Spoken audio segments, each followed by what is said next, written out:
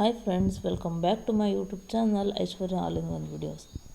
Friends, ಇನ್ನೂ ಯಾರಾದರೂ ನನ್ನ ಚಾನಲ್ಗೆ ಸಬ್ಸ್ಕ್ರೈಬ್ ಆಗಿಲ್ಲ ಅಂತಂದರೆ ಈಗಲೇ ಹೋಗಿ ಸಬ್ಸ್ಕ್ರೈಬ್ ಮಾಡ್ಕೊಳ್ಳಿ. ಹಾಗೆ ಆಯುಷಿ ಕನ್ನಡ ವ್ಲಾಗ್ ಅಂತ ಹೇಳಿ ಇನ್ನೊಂದು ಚಾನಲ್ ಇದೆ ಫ್ರೆಂಡ್ಸ್. ಆ ಚಾನಲಿಗೂ ಕೂಡ ಹೋಗಿ ಚೆಕ್ ಮಾಡಿ ಸಬ್ಸ್ಕ್ರೈಬ್ ಮಾಡಿಕೊಂಡು ಸಪೋರ್ಟ್ ಮಾಡಿ ಫ್ರೆಂಡ್ಸ್. ಹಾಗೆ ನಾನು ಇವಾಗ ನೈಟ್ ಅರೌಂಡು 7:30 ಕಿಚನಲ್ಲಿದ್ದೀನಿ. ಸೊ ಅಡುಗೆ ಮಾಡಬೇಕು ಅಂತ ಬಂದಿದ್ದೀನಿ. ಸಾಂಬಾರು ಏನು ಮಾಡೋದಪ್ಪ ಅಂದರೆ, ನನ್ನ ಮಕ್ಕಳು ರಸಮ್ ಮಾಡು ಅಂತ ಹೇಳ್ತಿದ್ದಾರೆ, ಬೇಳೆ ರಸಮ್ಮು. ಸೊ ರಸಮ್ ಮಾಡೋಣ ಅಂತ ಅಂದ್ಕೊಂಡಿದ್ದೀನಿ ಫ್ರೆಂಡ್ಸ್. ಇದರಲ್ಲಿ ಟೊಮ್ಯಾಟೊ ರಸಮ್ಮು, ಬೇಳೆ ರಸಮ್ಮು, ನನಗೆ ಎರಡೇ ರಸಮ್ ಬರೋದು. ಹಾಗಾಗಿ ಟೊಮ್ಯಾಟೊ ರಸಮ್ ಆಲ್ರೆಡಿ ಯಾವಾಗಲೂ ಮಾಡ್ತಾಯಿರ್ತೀನಿ ಜಾಸ್ತಿ. ಈಗ ಬೇಳೆ ರಸಮ್ ಮಾಡ್ತೀನಿ ಫ್ರೆಂಡ್ಸ್. ಈಗ ಇದನ್ನು ನಮ್ಮ ಮನೆಯಲ್ಲಿ ಎಲ್ಲರೂ ಇಷ್ಟಪಟ್ಟು ತಿಂತಾರೆ. ಸೊ ಹಾಗಾಗಿ ಬೇಳೆ ರಸಮ್ ಮಾಡ್ತೀನಿ ಫ್ರೆಂಡ್ಸ್. ಸಾಂಬಾರುಗಳು ಅಂದರೆ ರಸಮಲ್ಲಿ ಅವೆರಡೇ ಬರೋದು ಫ್ರೆಂಡ್ಸ್. ನಾನು ಇವಾಗ ಯಾವ ಟಾಪಿಕ್ ಬಗ್ಗೆ ಮಾತಾಡ್ತಾ ಇದ್ದೀನಿ ಅಂತಂದರೆ, ವ್ಲಾಗಲ್ಲಿ ನೋಡಿರ್ತೀರ ನನ್ನ ಮಗಳನ್ನ. ಇರ್ಬೋದು ಕೆಲವರಿಗೆ ಕ್ವಶನ್ಗಳು, ಯಾಕೆ ಮಗಳು ಹೀಗೆ, ಶಿ ಈಸ್ ಫಿಸಿಕಲಿ ಓಕೆನಾ, ಮೆಂಟಲಿ ಓಕೆನಾ ಅಂತ ಕ್ವಶನ್ ಇರ್ಬೋದು. ಅದಕ್ಕೋಸ್ಕರ ಇವತ್ತು ನಾನು ಅದು ಏನಿದೆ ಬೇಸಿಕ್ ಏನಿದೆ ಅದಷ್ಟನ್ನೇ ಹೇಳ್ತಾ ಹೋಗ್ತೀನಿ. ನೆಕ್ಸ್ಟು ವಿಡಿಯೋದಲ್ಲಿ ನಾನು ಪೂರ್ತಿ ನನ್ನ ಪ್ರೆಗ್ನೆನ್ಸಿ ಜರ್ನಿ ಅದು ಪೂರ್ತಿ ನಾನು ಹೇಳ್ತೀನಿ. ಯಾಕಂದರೆ ಅದು ತುಂಬ ಯೂಸ್ಫುಲ್ ಇದೆ. ಅದು ಯೂಸ್ ಆಗೋವಂಥವ್ರಿಗೆ ಆಗಲಿ ಅನ್ನೋ ಕಾರಣಕ್ಕೋಸ್ಕರ ನಾನು ಡೀಟೇಲಾಗಿ ಅದ್ರ ವಿಡಿಯೋ ಪಾರ್ಟ್ 1 ಪಾರ್ಟ್ 2 ಅಂತ ಮಾಡ್ತೀನಿ. ಯಾಕಂದರೆ ವಿಡಿಯೋ ಲೆಂತಿ ಆಗುತ್ತೆ, ಸ್ಟೋರಿ ತುಂಬಾ ಇದೆ. ಅದಕ್ಕೋಸ್ಕರ ನೆಕ್ಸ್ಟ್ ವಿಡಿಯೋದಲ್ಲಿ ನಾನು ಒಂದೇ ದಿನದಲ್ಲಿ ಪಾರ್ಟ್ 1 ಪಾರ್ಟ್ 2 ಅಂತ ಹೇಳಿ ಹಾಕೋಕ್ಕೆ ಟ್ರೈ ಮಾಡ್ತೀನಿ. ಈಗ ಅವಳಿಗೆ ಅಟ್ ಪ್ರೆಸೆಂಟಾಗಿ ಏನಾಗಿದೆ, ಯಾಕೆ ನಾನು ಅವಳಿಗೆ ಹಾಸ್ಪಿಟಲಲ್ಲಿ ಆಪ್ರೇಷನ್ ಮಾಡಿಸ್ಬೇಕಾಯಿತು, ಹಾಗೆ ನಾನು ಈ ದೇವ್ರನ್ನ ನಂಬಿದ್ದಕ್ಕೆ ನನಗೊಂದೊಳ್ಳೆ ಪ್ರತಿಫಲ ಸಿಗ್ತಾ, ಆ ಪವರ್ಫುಲ್ ದೇವ್ರು ಯಾವುದು, ಇದರಿಂದ ಒಂದು ಮಿರಾಕಲ್ಲೇ ನಡೀತಾ, ನನ್ನ ಮಗಳಿಗೆ ಯಾವ ತೊಂದರೆಯಿಂದ ಬಳಲ್ತಾ ಇದ್ಲು ಅದ್ರ ಸರಿ ಹೋಯ್ತಾ, ಇದ್ರ ಬಗ್ಗೆ ಎಲ್ಲ ಒಂದು ಸ್ವಲ್ಪ ಡೀಟೇಲಾಗಿ ಮಾತಾಡೋಣ ಫ್ರೆಂಡ್ಸ್. ನನ್ನ ಮಗಳಿಗೆ 6 ಮಂತಲ್ಲಿ ನಾನು ಪ್ರೆಗ್ನೆಂಟ್ 6 ಮಂತ್ ಇದ್ದಾಗ ನನ್ನ ಮಗಳಿಗೆ ಸ್ಪೈನಾ ಬೈಫಿಡಾ ಅಂತ ಹೇಳಿ ಒಂದು ಬೆನ್ನಿನ ನರಕ್ಕೆ ಸಂಬಂಧಪಟ್ಟ ಹಾಗೆ ಒಂದು ಪ್ರಾಬ್ಲಮ್ ಸ್ಟಾರ್ಟ್ ಆಯಿತು.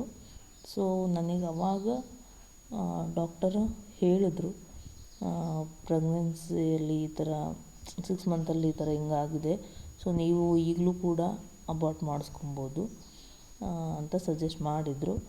ಸೊ ನಮ್ಮ ಮನೇಲೆಲ್ಲ ಇದಕ್ಕೆ ಅಲೋ ಇರಲಿಲ್ಲ. ನಮ್ಮ ಅತ್ತೆ ಮನೇಲಾಗಲಿ ಅಥವಾ ನಮ್ಮ ಅಮ್ಮನ ಮನೇಲಾಗಲಿ ಇದಕ್ಕೆ ಯಾರೂ ಒಪ್ಪಿಗೆ ಕೊಟ್ಟಿಲ್ಲ. ಇರಲಿ ಮಗು ಅಂತಲೇ ಹೇಳಿದ್ರು.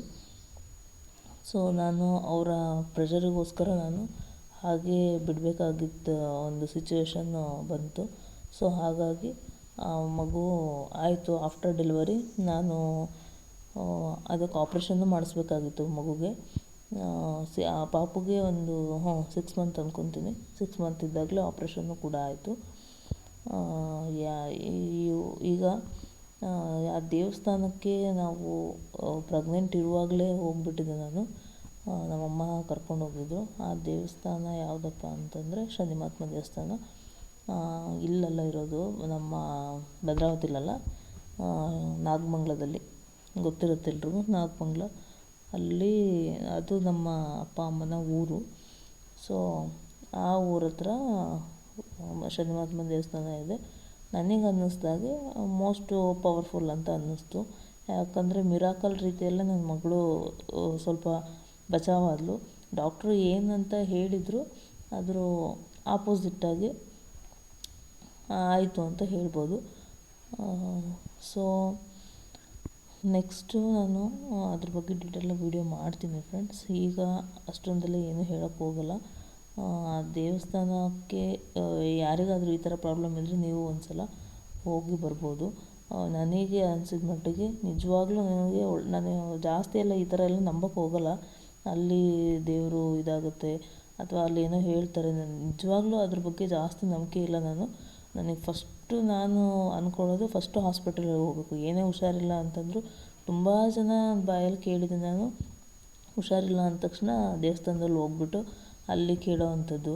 ನಾನು ಅದು ದೇವರಿಗೆ ನಂಬೇಡ್ರಿ ಅಂತ ಹೇಳಲ್ಲ, ಬಟ್ ಫಸ್ಟು ಹಾಸ್ಪಿಟ್ಲನ್ನೇ ನಾನು ಪ್ರಿಪ್ರೇಷನ್ ಕೊಡೋದು. ಹಾಗಾಗಿ ನಾನು ಹಾಸ್ಪಿಟಲ್ಲಿಗೆ ಹೋಗೋಣ, ನಾನು ಈ ದೇವರು ಇದೆಲ್ಲ ಬೇಡ ಅಂತಲೇ ನಾನು ಹೇಳ್ತಾಯಿದ್ದೆ. ನಮ್ಮಮ್ಮ ಇಲ್ಲ ಒಂದು ಸಲ ಹೋಗ್ಬರೋಣ ಬಾ ಅಂತೇಳಿ, ಯಾವುದಕ್ಕೂ ನಮ್ಮ ಮಾತು ಕೇಳಲ್ಲ ಅಂತೇಳಿ ನನಗೆ ಬೈತಿದ್ರು. ಸೊ ಹಾಗಾಗಿ ಹೋದೆ ನಾನು. ಹೋದ್ಮೇಲೆ ನನಗೂ ಅನ್ನಿಸ್ತು, ಇಲ್ಲ ಇದು ನಿಜ. ಈ ದೇವಸ್ಥಾನದಲ್ಲಿ ನಾನು ಹೋಗಿ ನನಗೆ ಆಫ್ಟರ್ ಡೆಲಿವರಿ ಆದಮೇಲೆ ನನ್ನ ಮಗಳು ಯಾವಾಗ ಓಕೆ ಅನ್ನೋಕ್ಕೆ ಸ್ಟಾರ್ಟ್ ಆಯಿತು, ಆವಾಗ ನನಗೆ ಎಲ್ಲೋ ಒಂದು ಕಡೆ ಒಂದು ಪಾಸಿಟಿವ್ ಫೀಲ್ ಆಯಿತು. ಇಲ್ಲ, ದೇವರು ತುಂಬಾ ಇಂಪಾರ್ಟೆಂಟು, ಹಾಸ್ಪಿಟಲ್ ಎಷ್ಟು ಇಂಪಾರ್ಟೆಂಟು, ದೇವರು ಕೂಡ ಅಷ್ಟೇ, ಎರಡೂ ಇರಬೇಕು ಅಂತ. ಆವಾಗ ನಂಗೆ ಸ್ವಲ್ಪ ಇದಿತ್ತು. ಅಷ್ಟಕ್ಕೊಂದೆಲ್ಲ ನನಗೆ ದೇವರಿಂದನೇ 100% ಆಗೋಗ್ಬಿಡುತ್ತೆ ಅಂತ ಏನಿರಲಿಲ್ಲ. ಬಟ್ ಈಗಲೂ ಏನಿಲ್ಲ, ಒಟ್ಟು ದೇವರನ್ನು ನಂಬಬೇಕು. ದೇವರಿಗೂ ನಾವು ಎಷ್ಟು ಪ್ರಿಫರೆನ್ಸ್ ಕೊಡಬೇಕು ಅಷ್ಟೇ ಕೊಡಬೇಕು, ಹಾಸ್ಪಿಟಲ್ಗೂ ಅಷ್ಟೇ ಕೊಡಬೇಕು ಅಂತ ಅನ್ನಿಸ್ತು. ನನ್ನ ಮಗಳ ನಾಮಕರಣ ಕೂಡ ನಾವು ಅಲ್ಲೇ ಮಾಡಿದ್ವಿ, ಸಿಂಪಲ್ಲಾಗಿ ಅಲ್ಲೇ ಮಾಡಿದ್ವಿ. ಹಾಗೆ ತುಲಾಭಾರ ಅಂತ ಹೇಳಿ ಮಾಡಿದ್ವಿ. ಅದು ಕೂಡ ನಾವು ಗೊತ್ತಿಲ್ಲದೇ ಅಮೌಂಟು ಅಂತ ಒಪ್ಕೊಂಡ್ಬಿಟ್ಟಿದ್ವಿ. ಸೊ ಏನು ಮಾಡೋಕ್ಕಾಗಲ್ಲ, ಮಾಡಲೇಬೇಕಾಗಿತ್ತು. ನಮ್ಗೆ ಅಷ್ಟೊಂದು ಗೊತ್ತಿರಲಿಲ್ಲ. ಬೇರೆ ಬೇರೆ ಎಲ್ಲ ಈ ಬೆಲ್ಲ, ಸಕ್ಕರೆ, ಅಕ್ಕಿ ಆ ಥರ ಎಲ್ಲ ಕೊಡ್ತಾರಂತೆ. ಬಟ್ ನಮಗೆ ಅದಷ್ಟು ಐಡಿಯಾ ಬರಲಿಲ್ಲ. ಬಟ್ ನಮ್ಗೆ ಕಾನ್ಸಂಟ್ರೇಟ್ ಇದ್ದಿದ್ದೇ ಮಗು ಚೆನ್ನಾಗಿ ಆಗಬೇಕು ಅನ್ನೋದು. ಸೊ ಹಾಗಾಗಿ ನಾವು ಅಮೌಂಟೇ ಕೊಟ್ಟು ತುಲಾಭಾರವನ್ನು ಮಾಡಿಸಿದ್ದು. ಒಂದು ಕಡೆ ಮಗು ಇತ್ತು, ಇನ್ನೊಂದು ಕಡೆ ಅಮೌಂಟ್ ಹಾಕಿದ್ವಿ. ಅಂದರೆ ನೋಟಲ್ಲ, ಕಾಯಿನ್ಗಳು. ನೋಟ್ ಹಾಕಿದರೆ ಖಂಡಿತವಾಗ್ಲೂ ಸಾಧ್ಯನೇ ಆಗ್ತಿರ್ಲಿಲ್ಲ. ಕಾಯಿನ್ಗಳು ಹಾಕಿ ಒಂದು ಕಡೆ, ಇನ್ನೊಂದು ಕಡೆ ಮಗುನ ಕೂರಿಸಿ, ಪಾಪುಗಾಗಲೇ 9 ಮಂತ್ ಆಗಿತ್ತು. ಸೊ ಆ ಟೈಮಿಗೆ ನಾವು ಅಲ್ಲೇ ನಾಮಕರಣ ಮಾಡಿ ಹಾಗೆ ತುಲಾಭಾರ ಕೂಡ ಮಾಡಿಸ್ಕೊಂಡು ಬಂದ್ವಿ. ಇಷ್ಟು ದೇವಸ್ಥಾನದ ಡೀಟೇಲ್ಸು. ಫ್ರೆಂಡ್ಸ್, ನಿಮಗೆ ಯಾರಿಗಾದರೂ ಈ ದೇವಸ್ಥಾನಕ್ಕೆ ಹೋಗಬೇಕು ಅಥವಾ ಎಲ್ಲಿ ಅಡ್ರೆಸ್ಸು ಅದೆಲ್ಲ ಏನಾದ್ರು ಬೇಕು ಅಂತ ಅಂದರೆ ನನಗೆ ಕಮೆಂಟಲ್ಲಿ ತಿಳಿಸಿದ್ರೆ ನಾನು ಅದನ್ನು ಹೇಳ್ತೀನಿ, ಎಲ್ಲಿ ಬರುತ್ತೆ, ಅದು ಏನು ಅಡ್ರೆಸ್ಸು ಅಂತ ಹೇಳಿಬಿಟ್ಟು. ಆದರೆ ತುಂಬಾ ರಶ್ ಇರುತ್ತಲ್ಲಿ. ಇದು ಇಂಥ ವಾರ ಅಂತ ಕೂಡ ಇದೆ, ಇಂಥ ವಾರದಲ್ಲಿ ಮಾತ್ರ ಸಿಗೋದು ಅಂತ ಕೂಡ. ಅದು ನನಗೆ ಮರ್ತೋಗ್ಬಿಟ್ಟಿದೆ. ಬಟ್ ನಮ್ಮ ಅಮ್ಮನ ಕೇಳಿಬಿಟ್ಟು ನಾನು ಬೇಕಾದ್ರೆ ನಿಮಗೆ ಇದ್ರ ಬಗ್ಗೆ ಕಮೆಂಟಲ್ಲಿ ಕೇಳಿದವರಿಗೆ ಆನ್ಸರ್ ಮಾಡ್ತೀನಿ. ಹಾಗೆ ಫ್ರೆಂಡ್ಸ್, ನೆಕ್ಸ್ಟ್ ವ್ಲಾಗಲ್ಲಿ ನಾನು ಡೀಟೇಲಾಗಿ ಮಗುಗೆ ಏನಾಗಿತ್ತು ಅಂತ ಎಕ್ಸ್ಪ್ಲೇನ್ ಮಾಡ್ತೀನಿ. ಸೊ ಈ ವಿಡಿಯೋನ ಇಲ್ಲಿಗೆ ಮುಗಿಸ್ತಾ ಇದ್ದೀನಿ. ನೆಕ್ಸ್ಟ್ ವಿಡಿಯೋದಲ್ಲಿ ಸಿಗ್ತೀನಿ. Bye friends.